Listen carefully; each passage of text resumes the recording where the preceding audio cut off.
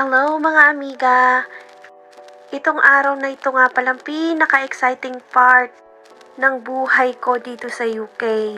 Dahil finally sa unang-unang pagkakataon muli ay makakasama ko na at mayayakap ko na ang aking asawa at ang aking anak. Dahil kasagsagan ng COVID pandemic, kailangan namin mag-adhere sa COVID restriction ng UK government. Nagstay sila sa hotel for 10 days for quarantine period and sa awa ni Lord wala naman silang COVID. And this is the day na sila ilalabas na finally. Kaya ako'y nagmamadali para sila'y sunduin.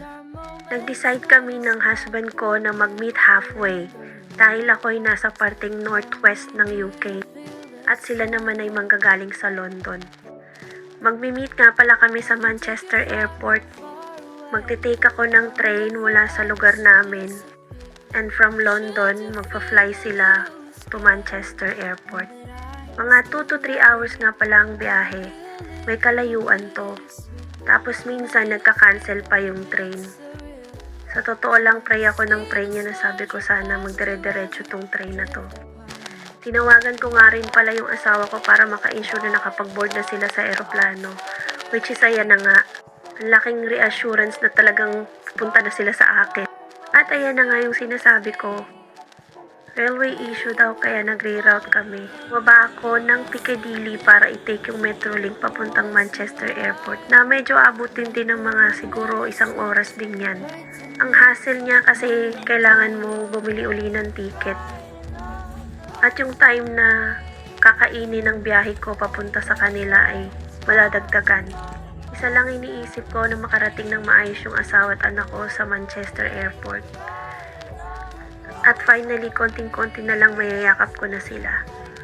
Sobrang thankful ako sa Lord sapagkat hindi niya kami pinabayaan sa process na ito.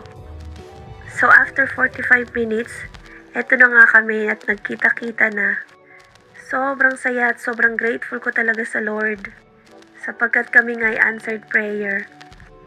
Nung makita ko nga palang anak ko si Ethan, naawa ako kasi nangayayat siya sa hotel sapagkat wala siyang ibang kinain kundi rice and bacon. Tapos minsan spam, minsan noodles lang. Ang anak ko ay may autism, kaya very selective ang kanyang diet. At dahil nakalabas na nga sila, babawi ako ng marami para sa kanya. Ang bait-bait nitong anak ko na to, kahit ganyan siya. Nagko-comply talaga siyang maglagay ng mask kahit minsan irritable siya. Hindi na nga pala kami namasyal niyan, sa halip, nag-book na lang kami ng ticket pabalik sa amin. Dahil alam kong pagod sila at need nila ng pahinga. Thank you mga amiga, ayun lang.